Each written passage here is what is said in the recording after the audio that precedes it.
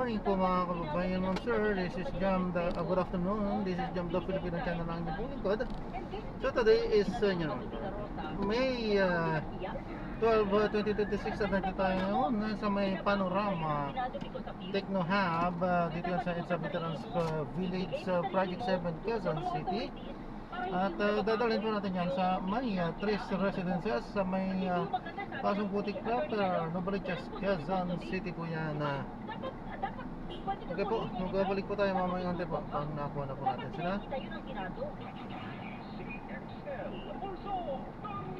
CBTV na nawagan sa Senado na agad pagpagpin bilang impeachment court upang linisin si Vice President Sara Duterte. Radyo ng DSHI, Peña, Florida. And disclaimer lang po, ang content po natin ay kasada na ha. At tayo ngayon ay dito na. Saka lahat po ng mga pinag-uusapan dito ay parang dito lang po sa loob at wala pong pinapatungkol sa labas. Ngayon makinig tayo ng mga nagbabagong balita.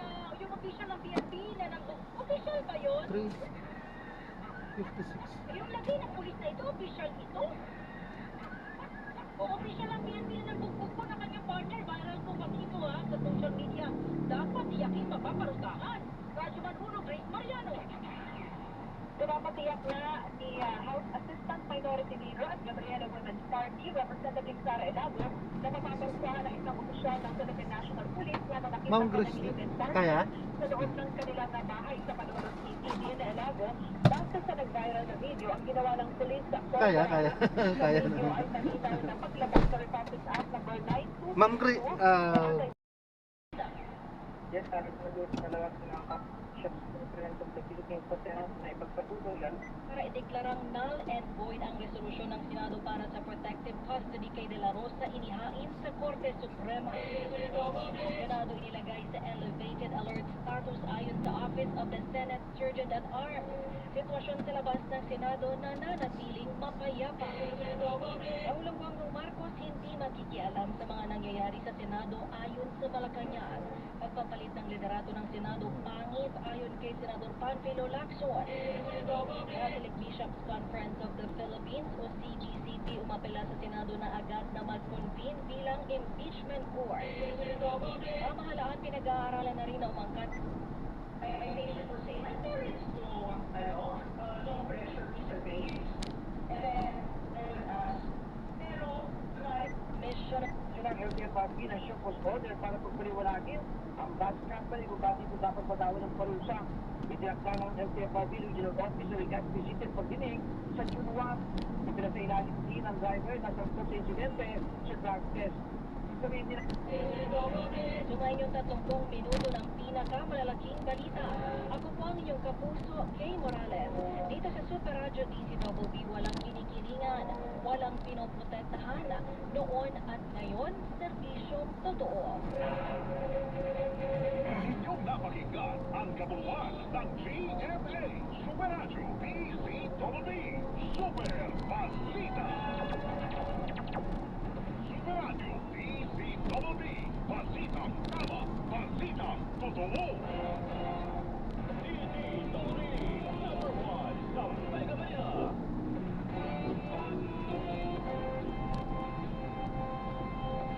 May paninindigan, matatag aasahan. Super Radio 594, Kaputong Pilipino, lahat Super Radio.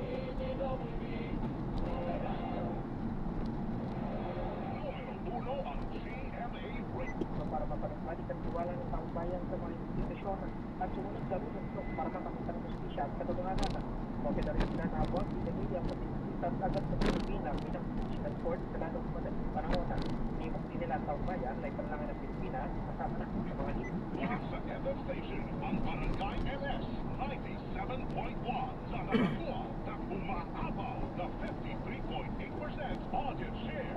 Isang malaking karanasan na kayo ay paglingkuran, mga kapuso at kabarangay.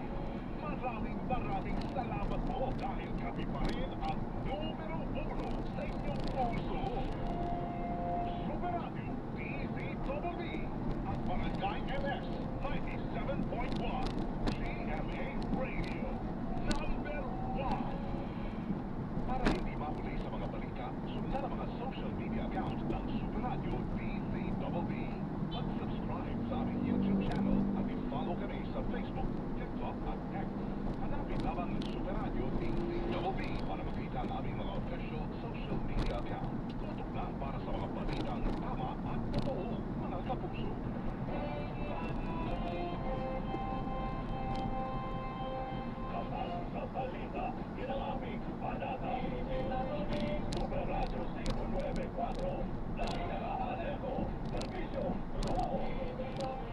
Kapuso nyo sa radyo.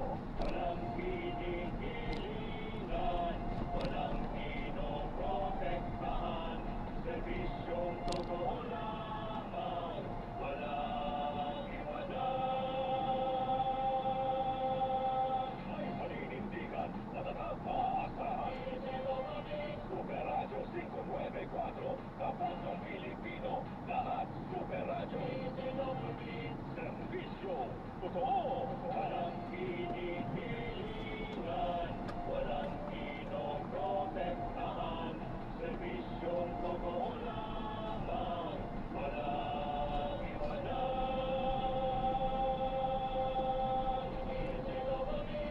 Super Radio. Number 1 sa Mega Manila. Oras po natin, Laura. Alas 4:02 na po ng hapon. Ang oras na ito ay inihatid sa inyo ng Playtime Entertainment. Born for happiness. Malalimang talakayan. Matapang na panayam. Masipaghimay sa isyu ng lipunan. Ang tandem na walang turuan. Double Wales at Double B. Ang tambalan ni na Weng. Marumi ba ang dugo? Hell, bawat.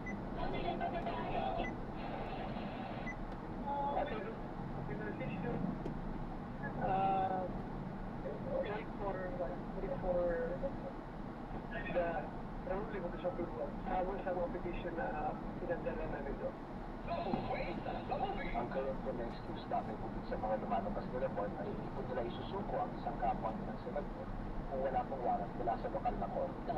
So once mag-issue na po yung lokal na korte na iyon, ang tanong na lamang po ay tatalima po ba sila kung sa sarili nilang salita o maghahanap na naman po sila ng bagong palusot para hindi po i-implement yung warrant na iyon. Nakakyat po muna sila sa Korte Suprema, mag-aantay po muna sila ng final resolution doon. Yun po yung mga what remains to be seen. Double Wales at Double B. Ang penalty dapat taking it na 6 years. Ang penalty law kasi na tragedy and humanity, umabot ng 30 years. So it's far beyond threshold na nakalagay sa ating Constitution at nakalagay din sa ating device control. Double Wales at Double B.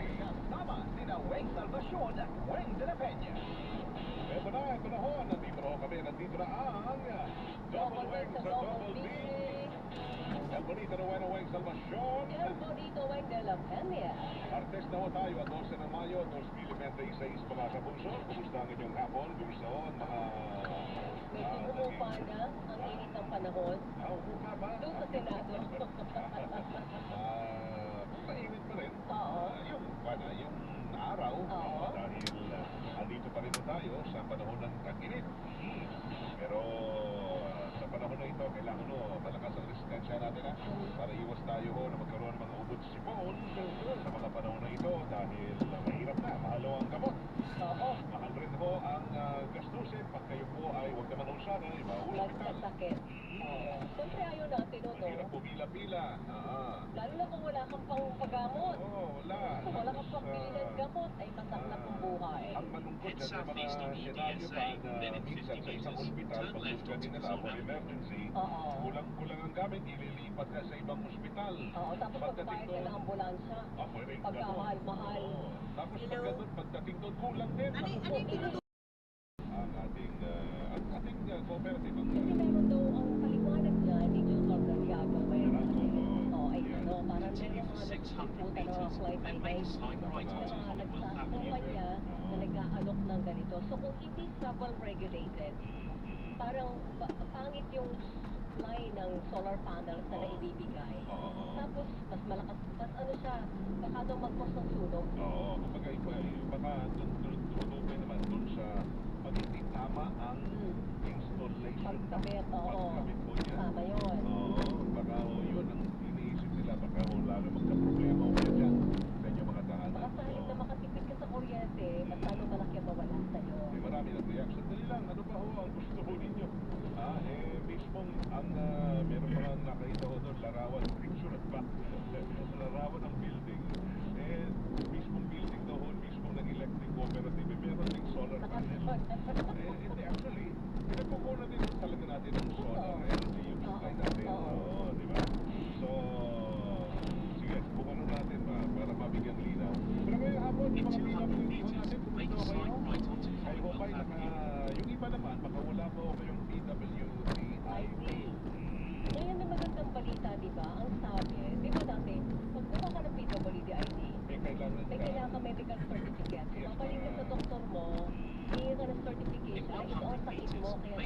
mo na may tuloy na PWD at nabigyan ng PWD ID at deserve mo yung diskwento. Hindi yan libre ha, yung certificate, medical certificate, hindi bayad yan. Ah, talaga ba?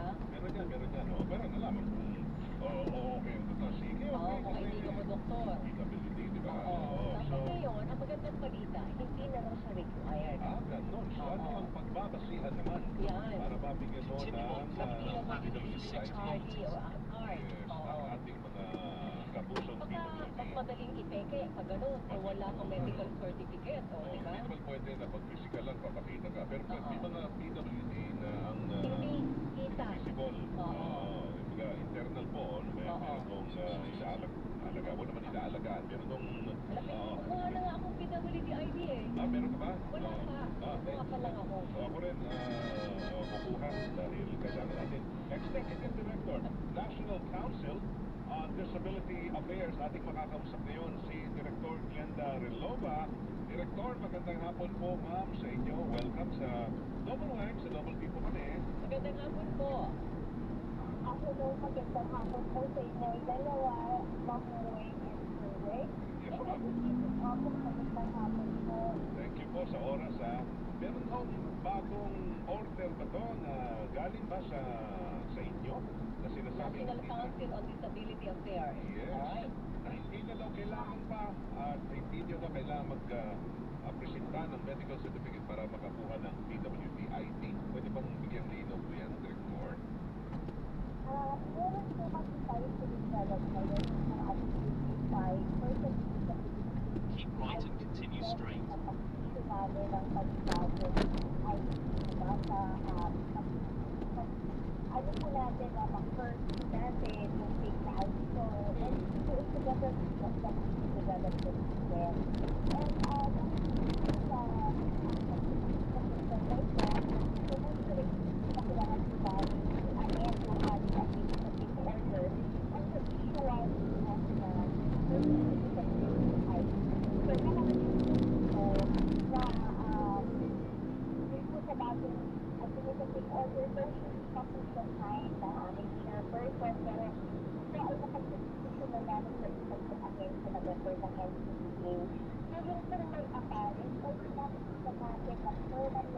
long-term ang disability at kita po ng ating mga bata, hindi na po nila po kailangan ng medical diagnosis. At kita naman po natin na meron po siyang nahihirapan siyang pumilot at hindi po na nagagawa ang nagagawa ng mga tao walang kapansanan. So, kung po yung discernment or ang assessment po ng ating record officer sa bawat munisipyo, so nakita niya ng present at consistent na tawag sa nila.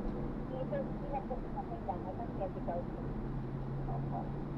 Pero ito sa mga tao na hindi kita yung kanilang disability, halimbawa may sakit sa puso, o kaya naman ay wala ng gallbladder, di ba? Yung mga gano'n, problema sa kidney.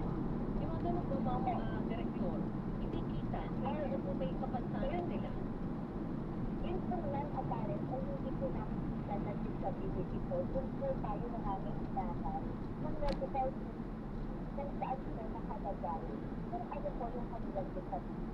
Kasi po, yung ating full impairment, o yung po ating sakit na ginagawa po ng isang tao, hindi po siya yung nagsasabi ng ating disability. So, yung sakit at iba po yung disability. No? So, merong sakit na nagbibigay po sa atin ng functional limitation. Meron din naman po mga sakit na hindi naman po nagbibigay sa atin ng functional limitation. Kaya nga po, sa tao na gusto kumuha ng ID, hindi binibigyan ng ating mga pitaw officers. So, wala po nakalagay kung ano po yung kanilang disability. Meron po silang medical diagnosis, pero hindi po naka-indicate kung ano po yung disability. Ang iba po kasi yung sakit at saka po yung disability. Opo. Ano po yung mga disability na sakop ng PWD? Kasi sabi nyo nga, yung mga ibang visible, yung iba hindi visible, hindi natin nakikita, no? Kunyari, for instance, yung mga nakasalamin, ibig sabihin ba lahat ng mga nakasalamin? Oo. Pwede na kasi meron Walang ata, PWD. may visual something, pwede ka. Kaya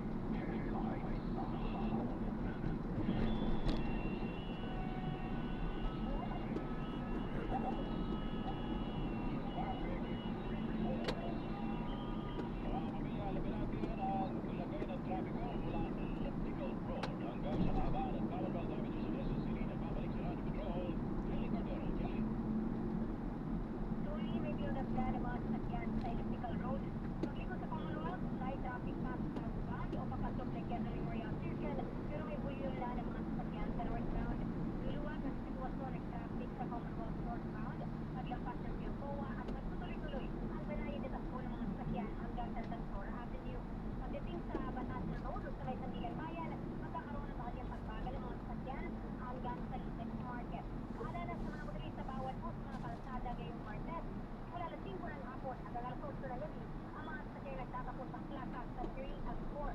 At ang pila naman, ang Newport at ang Elder Valley sa lugar na sakop ng MMDA. Para sa traffic report na kumpirmado, sigurado. Ito ang Radyo Patrol, Kelly Cordero, TVNN. Maraming salamat, Kelly Cordero. At silipin naman natin ngayon ang sitwasyon sa labas ng Senado. Balita at Radyo Patrol, Bert Tizon. Bert, kamusta na dyan?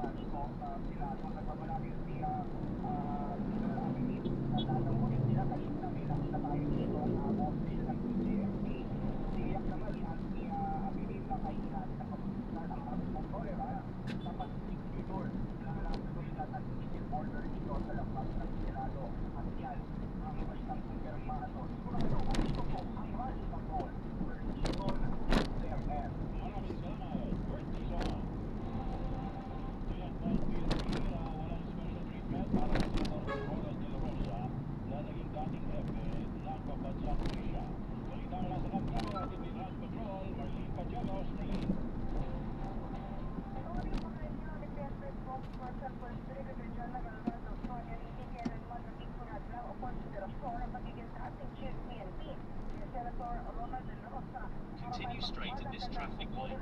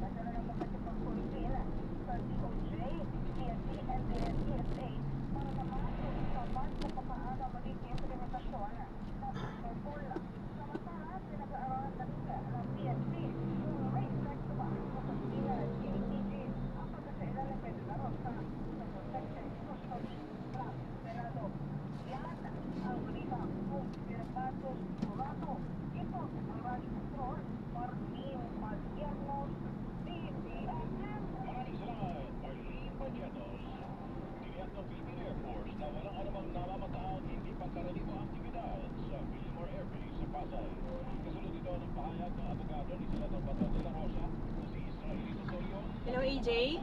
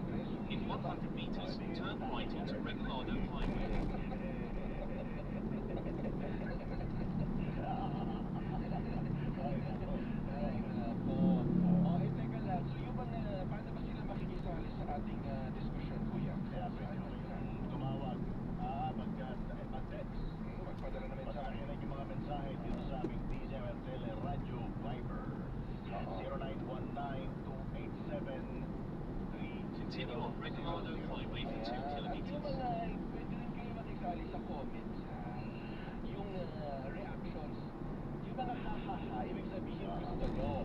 Kasi nga tumatawa tayo sa lahat ko naman nakakakala sa Facebook ng DZMM Radyo Patrolyanes. I-comment. O kaya yung ID ng tawa. O kaya yung pag ayaw nyo.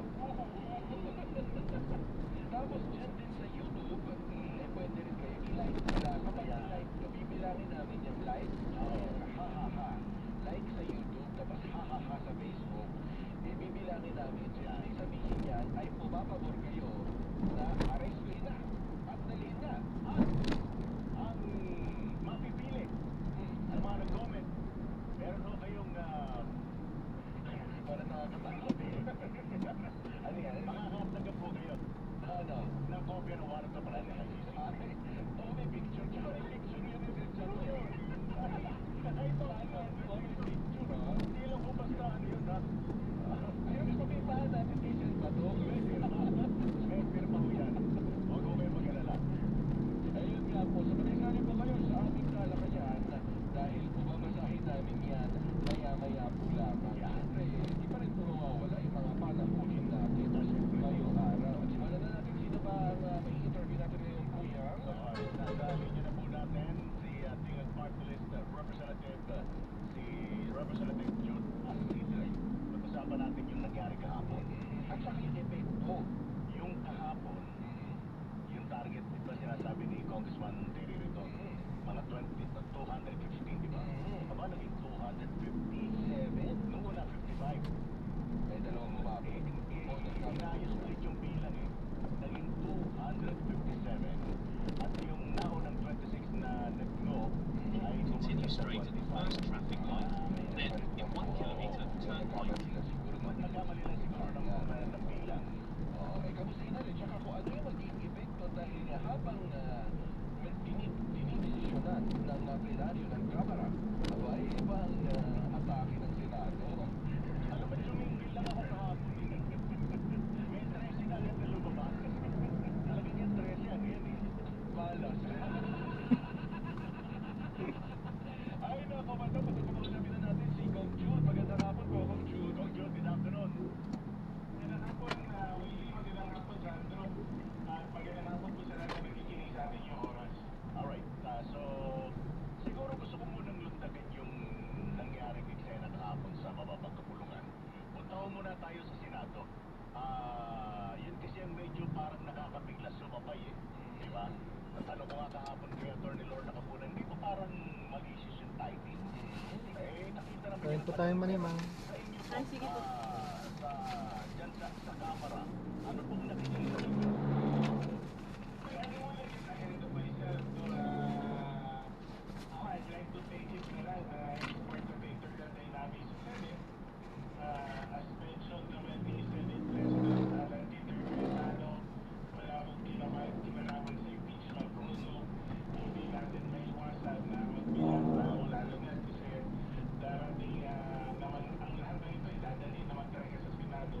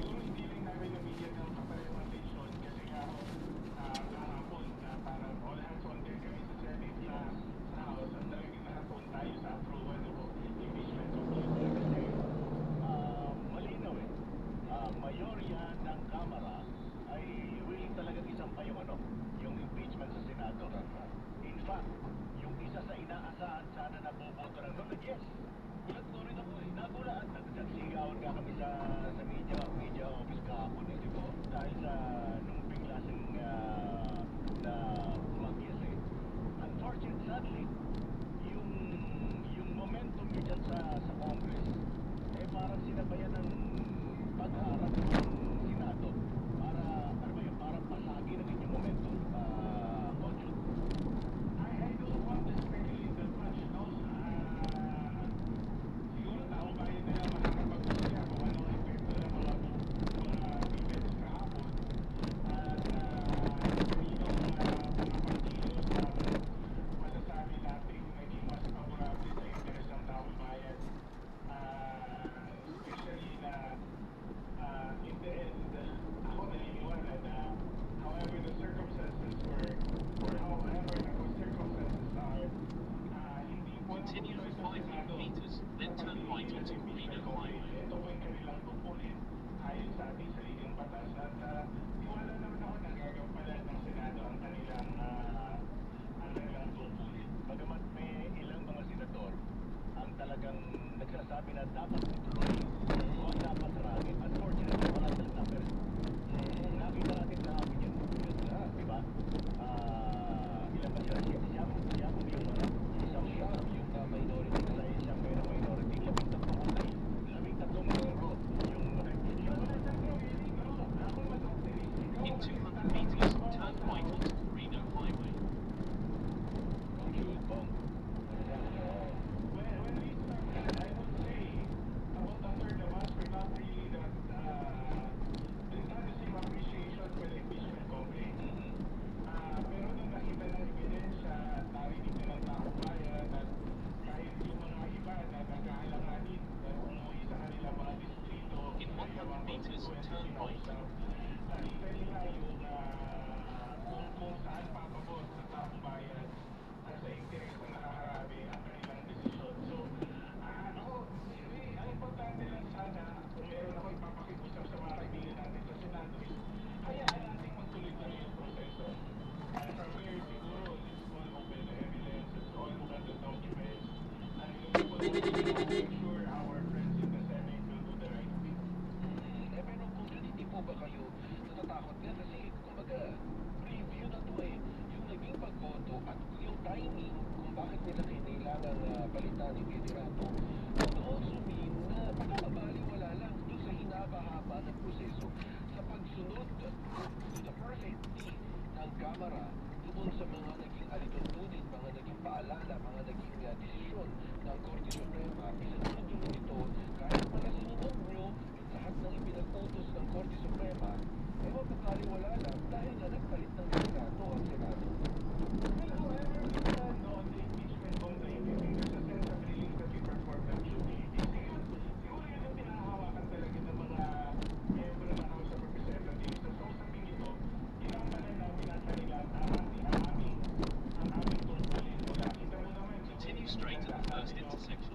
Then, in 70 meters, turn left. Pagbukas ang mga ebidensya, yung pag-testimonya ng mga resources. Turn left, then in 70 meters, into the roundabout. Pangalawang pangulo na tumugon sa mga aligasyon sa kanila, sa kanya. I think In 40 meters, into the roundabout and take the first exit. kasi mahirap ako unahin eh, kasi hindi pa naman nagsisimula ang proseso. Makikita natin, ako, kampante ako na magbabago pa rin ang mga numero. Kasi hindi, sabi nga ni Chair James sa kanyang sponsorship speech kahapon, hindi mo numero ng bobo dapat ang tinitingnan lang. Siguro yung mga Drop off po, Tower 9. Unit 247 po.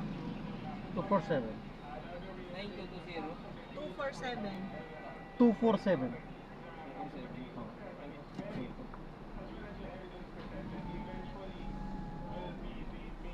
Ang layo ng pinagpugutang number ni Kuya.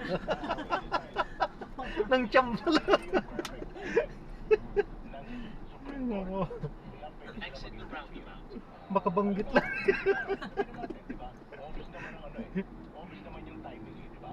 Alam nila. In 100 meters, turn left, then in 60 meters, you will arrive at the destination. Sinabi nila ng ng audita, change of leadership. Eh, kung haharangin, dito dapat pakialam ang Supreme Court.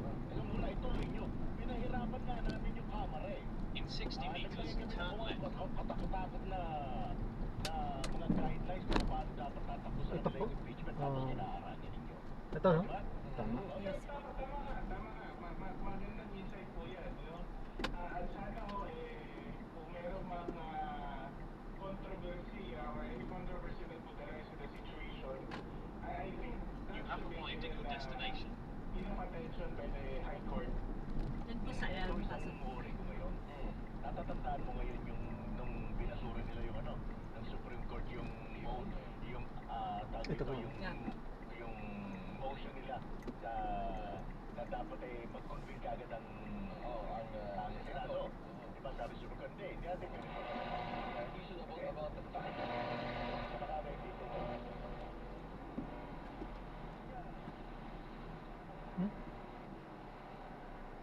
Sa Buibil to. Dito rin. Ah, po, Nilulutan ikot lang dito. po. Ingat po. God bless po. Thank you po. Double check mga gamit mo po. Mga gamit po, baka may naiwan. Eh ma'am, may naiwan.